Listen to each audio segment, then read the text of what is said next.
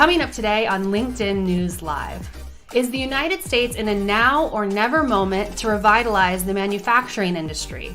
We speak to the head of the McKinsey Global Institute about a new study dissecting the sector's resilience and competitiveness. Plus, the panic over gas prices. We break down what's actually happening. All that next.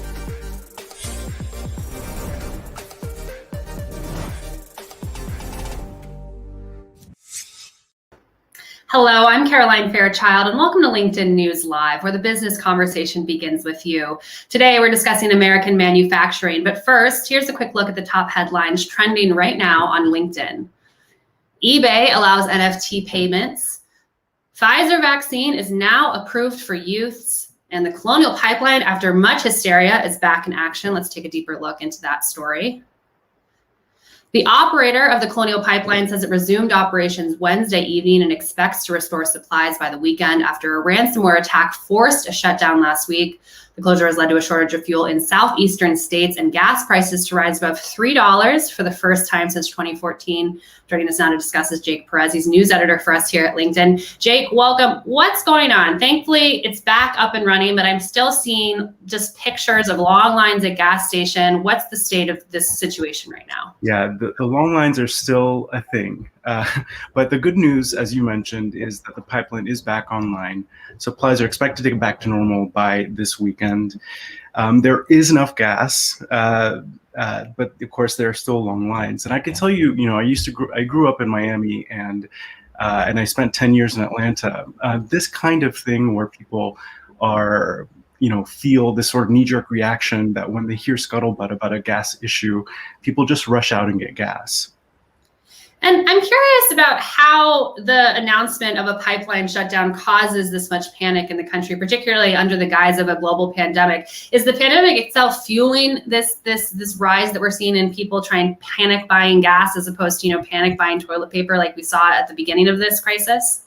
I think it's part of it. I think that, we did see at the start of the pandemic, toilet paper be, rushes for toilet paper, hand sanitizer, and then, but gas, just like these things, is also kind of seen as, an essential item that people need to get from A to B for parents to take their kids to school, for them to get to work. So this is sort of showing a vulnerability in the supply chain and, how fragile it is. And the only difference with this really is it was prompted by a ransomware attack. And this isn't just consumers who are affected, although, of course, the long lines at gas station are what's dominating the headlines. But talk to us about how the airlines are impacted by this right now. Yeah, I think the reach of this is something that's been a little bit underreported, right? So the Colonial Pipeline goes up through the middle of the country and up the East Coast. And so it provides gas, which we know from these long lines, but it also provides jet fuel for planes, of course. It provides diesel fuel. And it also provides home heating oil for people that use this pipeline. So it's very important, to kind of keep this pipeline open. And so you can kind of see where people, get a little bit sort of shaken when they hear about a pipeline being shut down and needing to take some sort of action to make sure that they're not, victimized by some sort of a shortage. And Jake, of course, everyone loves the villain. It's nice to just blame everything in terms of the gas shortage on the Colonial Pipeline. But of course, the supply chain is precarious in a lot of different spots. So what else is to blame right now for the shortages that southeastern states are seeing right now still in gas? Yeah, what's interesting, a little bit different about this is that there really isn't a shortage of gas. People can go on apps like Gas Buddy and look for places nearby, gas stations nearby, and look, to see which gas stations there's an icon that shows you which stations have gas and which don't. So yeah, there are different ways that this is affecting people. And Jake, before I let you go, I'm seeing a lot of questions in the stream. Is there a gas shortage? You might be not the definitive source of this truth, but we want a lot of people wondering, do they need to go to the gas station after the end of the show? We have been reassured several times now that there is a supply. There's sufficient supply for everyone. The issue is people getting too much for themselves.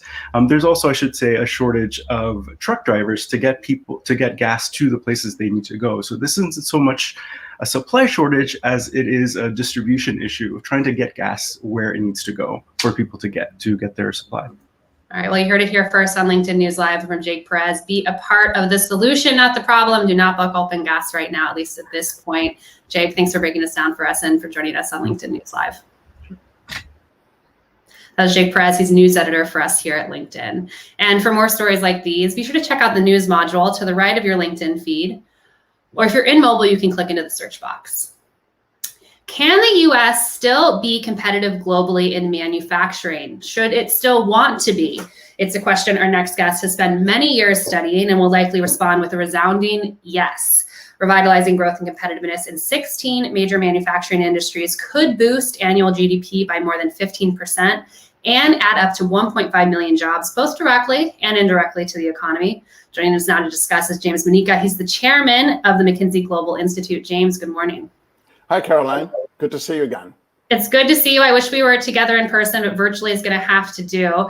Speaking of in person, if you can believe it, we actually had this very same discussion, very similar discussion about manufacturing back in 2017. So bring us back up to speed. What's different? McKinsey has done this study of manufacturing almost annually at this point. So what's going on right now with the manufacturing industry, particularly as we think about how the global pandemic is fueling growth and stagnation both in it? Well, thank you, Caroline. I mean, I think first of all, we have to remember just that manufacturing is really, really important. And I think we've discovered in this particular moment just how critical it is. And I think it's critical for a few different reasons. One is the fact that it does contribute to economic growth and GDP growth and productivity growth. It also contributes to employment, undoubtedly, but also in the other kind of employment that it spurs in other sectors like retail, services, and so forth. And it's critically important for our competitiveness globally. We know that a lot of the tradable sectors that we compete with other countries for are rooted and grounded in manufacturing. And I have to say that one of the things we realized is that particularly during this COVID moment, is that it's very critical to national security and resilience. And both those topics, national resilience and security, are really, really important. On the resilience side, think about how we've suddenly realized that it's actually important to have, supply chains for products like PPE and medical equipment and all kinds of things that we've come to realize these are critically important to have access to in times like pandemics. On the national security front, think about the importance of components that go into semiconductors and communication equipment systems that we need to make sure are secure. So these are all the reasons why manufacturing continues to be really important. I think we are at an interesting moment where, because of what's happening with technology, because of what's happening with our realization that it's critically important for economic growth, we could actually make a big push to make US manufacturing competitive again.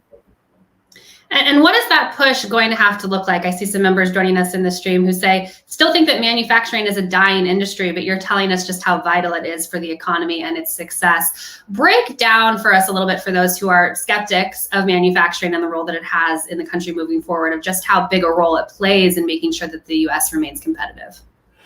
Yeah, and I think this is a critically important thing for us to all understand. So yes, so manufacturing makes up about 11% of US GDP. And yes, it only now employs about 8% of the workforce, which is down from what it used to be, say, 20, 30, 50 years ago. But here's the other part. It accounts for more than 35% of US productivity and economic growth.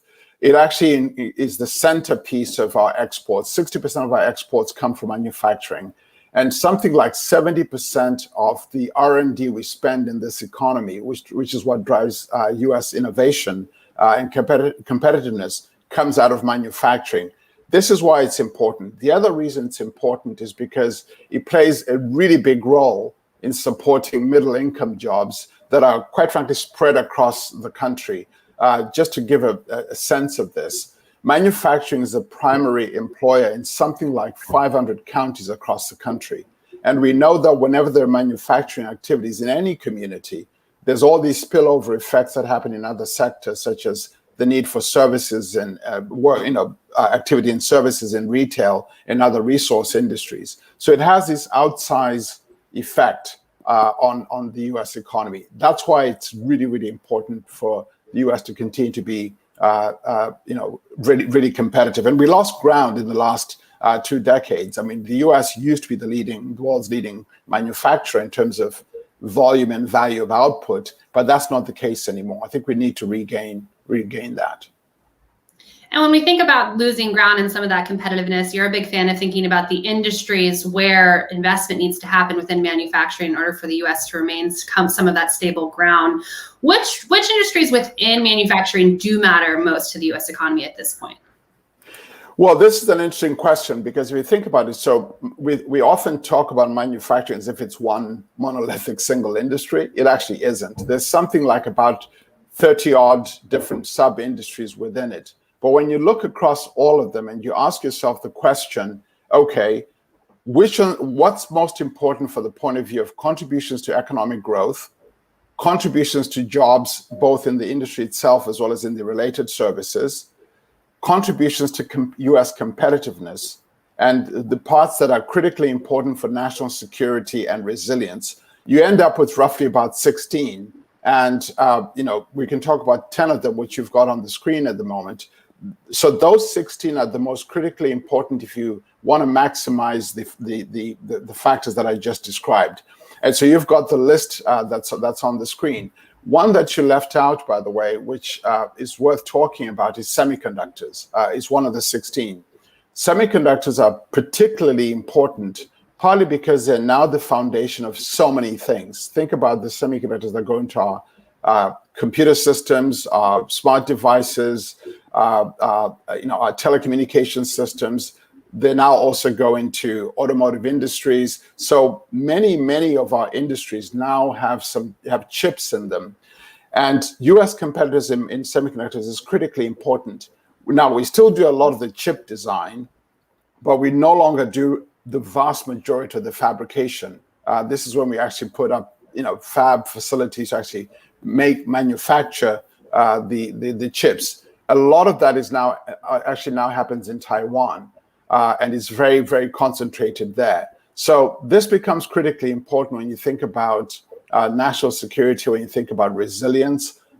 Imagine if there are shortages, or imagine if there's a natural disaster, and those considerations, we're no longer able to manufacture our chips. And if you think about what's going to matter in the next decade or two or more, semiconductors are at the heart of it, whether you think about automated systems or artificial intelligence or any of these things.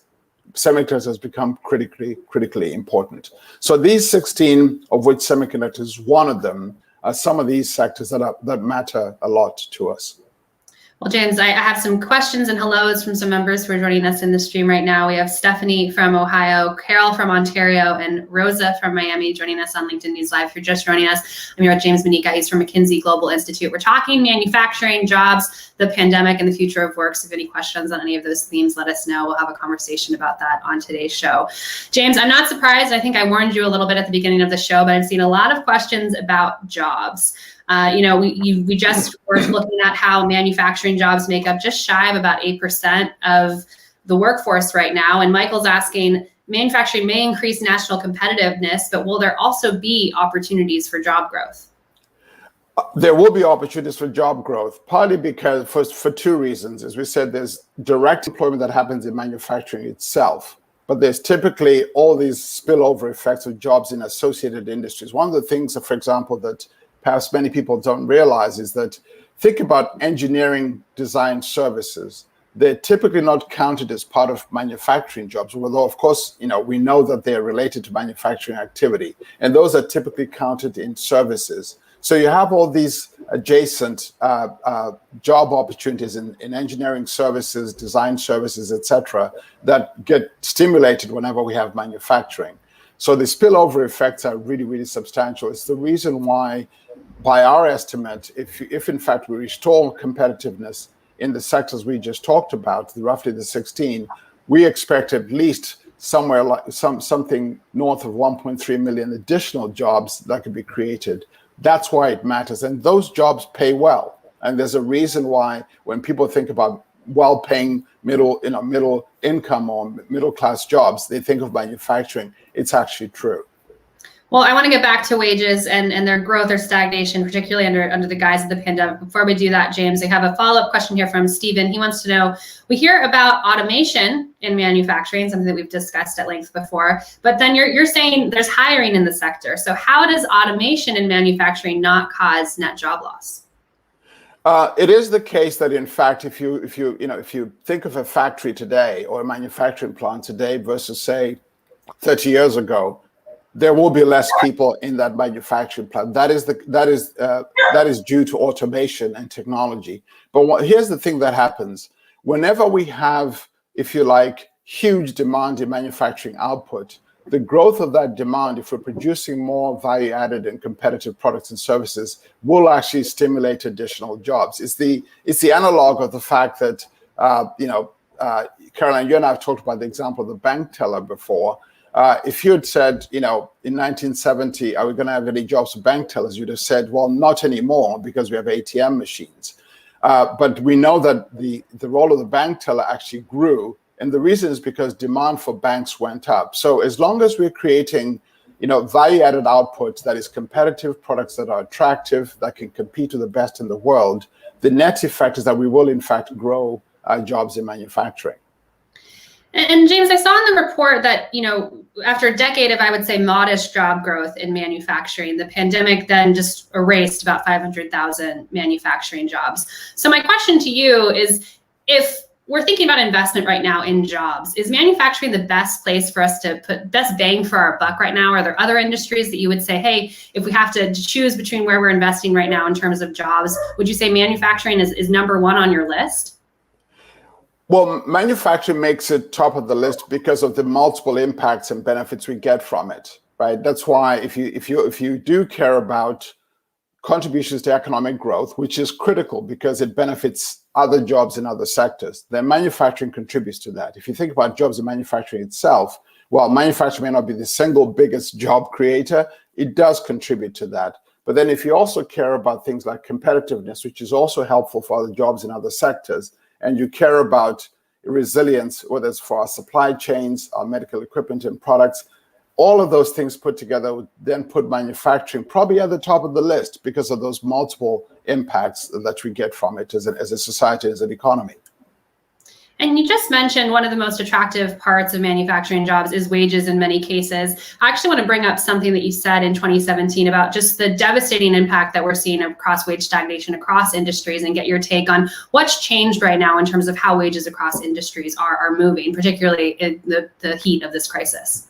Well, I think in some ways one of the worrying trends in recent times has actually been the stagnation of incomes and wages. And it's actually quite striking because the last decade is the first decade in a very long time when a huge majority of US households saw their wage-driven incomes stagnate or decline. If you had looked at the decade between, say, 1995 and 2005, the percentage of US households that saw their wage-driven incomes stagnate or decline was only 2%. And yet, if you ask that same question between the decades 2005 and 2014, that number was like 81%. That's everybody for the most part. I mean, that's a huge number of people. So you ask the question, why did that happen?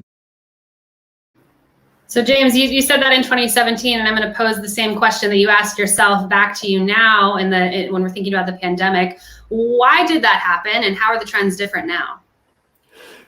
Well, I think if you look at the period prior to the pandemic and why that happened, we've had this thing that's been happening in our economy and the way it works, which is that it used to be the case that whenever we had productivity growth, it lifted wages at the same time.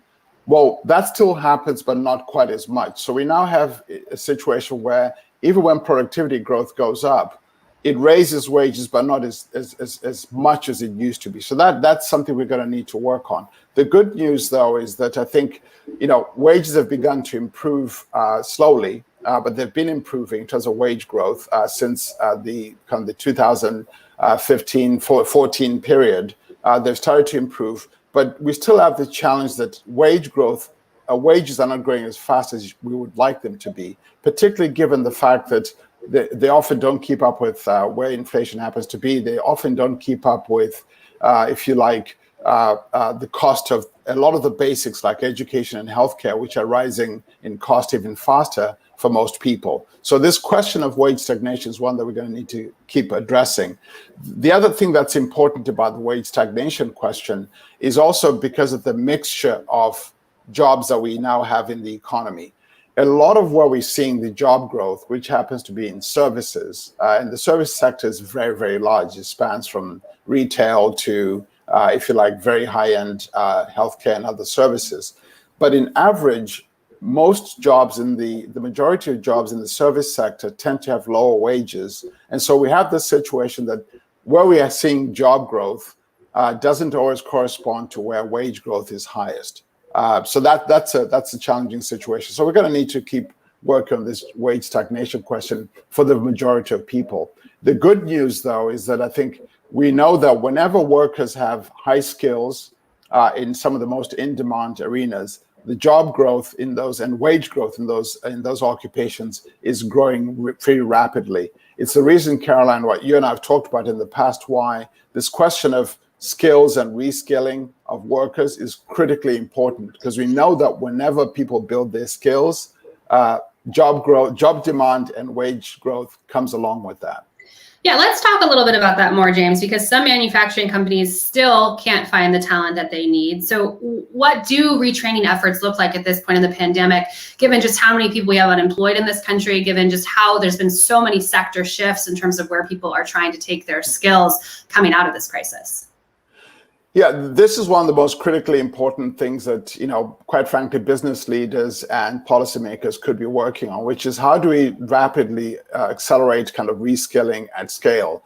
There are lots of kind of very focused efforts that either particular initiatives, I know LinkedIn's been involved in some of these, and like particular companies and particular teams are doing. The challenge is that a lot of those great reskilling efforts underway are often not at huge scale, because the scale at which we need to be reskilling people is at the level of hundreds of thousands and even millions of workers who need skills. It's the reason why you keep hearing business leaders, particularly in manufacturing, say they can't find the workers with the skills that they need.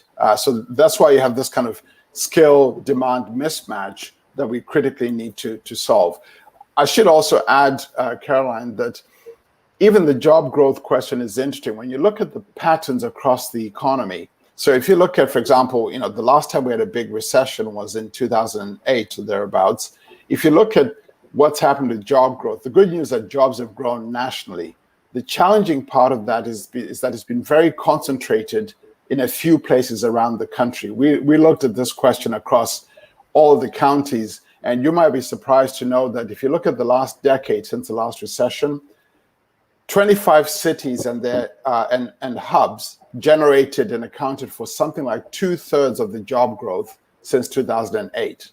That's extraordinary. Whereas when you look at something like 2,000 counties across the country, where roughly 128 or so million Americans live, either saw flat or even declining job growth. So this question of the geographic concentration is challenging. This is where maybe COVID has a little bit of a silver lining, because I think we've all discovered that we can work remotely. And so maybe this geography question becomes a little less challenging for some. Yeah, I definitely think that the pandemic may finally fulfill the promise of distributed work that we've talked about for so long. But James, building off of something that you said, I see tons of members joining us from the stream who are looking for jobs right now. If you think about the last recession, we may have people who lost jobs during the last recession. How is your advice different now if you're on the job market right now looking for an opportunity than say if you were coming out of the last recession looking for an opportunity? I think my advice this time around would be, well, some of it is the same as before, but I think I'd say the following things, Caroline. One is, I think it really is worth understanding three things. One, which are the sectors that are growing? Because we know that whenever sectors are growing, either because there's demand for their products and services, there are going to be jobs there, number one. Number two, I'd also add that thinking about particular occupations where demand for those particular job types or occupations is rising and those jobs pay well. So if you take so healthcare is an interesting case example of this, where there's a vast number of different types of occupations in healthcare. In general, demand for healthcare jobs is rising, but the demand in particular occupations is different. There's some of those occupations where demand is very, very high and you need particular skills. So think about the job categories is important. The third thing I would emphasize is this geography question. So while I think many of us can now do work remotely, there is still some kinds of jobs, particularly in construction, even some of the manufacturing and operations jobs, where you can't do those remotely. You actually need to be somewhere physically. So thinking about where are the physical locales, whether they're clusters of counties. One of the interesting clusters, as we know, is, say, in South Carolina, for example. We know that there's a very vibrant automotive supply ecosystem of either parts manufacturers that's a very vibrant ecosystem. Those are locations where, in fact, one should pay attention to, in addition, obviously, to being able to work remotely. So those are some of the things. And then finally, I'd just say, keep working on your skills and profiles. I think companies are realizing that it's not just university qualifications that matter now. I think many companies are starting to pay attention to other forms of credentials that can show that if you're able to do particular tasks, particular jobs, I think there's a larger openness to other kinds of credentials. So those are some of the things I would pay attention to. Great advice, James. And of course, James, we've focused this conversation on manufacturing, but you are a wealth of knowledge here. And so I would be remiss not to ask you before I let you go, what are some other trends going into 2021 that excite you in terms of, there's been a lot of bad news coming out of the labor market, but anything that excites you right now as we move into 2021 in terms of what both job seekers and business owners should keep in mind? Well, a few things I find particularly exciting. I think one of the things that I think as an economic question we've had to do for a long time, but hopefully we'll finally get to do it, is actually make investments in infrastructure. The reason why national investments in infrastructure become critically important is that's an amazing source of jobs, actually. We know that whenever there's investments in infrastructure, whatever kinds of infrastructure there is, that spurs job growth in a whole variety of activities. So I'm excited about the possibility that we might actually finally invest in infrastructure. The other thing I'm very excited about is the fact that we're finally starting to take sustainability and climate change quite seriously. One of the important things about that, at least from an employment and a jobs point of view, is that the kind of adaptation we're going to need to make as an economy, as a society for climate change, also has very direct linkages to jobs and job growth. And again, the kinds of jobs that are going to come along with having to do climate adaptation also tend to pay very well. So those are some of the things I'm very, very excited about as I look forward. Well, James, I see so many members in the stream, just appreciative for you taking the time to speak with us. I learned something, I know they did too. Jonah says digital technologies are going to help drive these 16 industries forward, no doubt about it. So James, thank you so much for joining us on LinkedIn News Live and always for your insights. Thank you, Caroline. Thanks for having me. That was James Monica. He's the chairman of the McKinsey Global Institute, breaking down why the manufacturing industry is still resilient, competitive here in the US, and what we need to do to drive investment. I thank him for joining us on the show. All right, tomorrow, my colleague Andrew Seaman will be sitting down with psychologist Dr. Richard Orbe-Austin. They're going to be talking about imposter syndrome and how it can affect your job search. That's tomorrow at noon right here on the LinkedIn News page. I'm Caroline Fairchild. Thank you so much for joining us.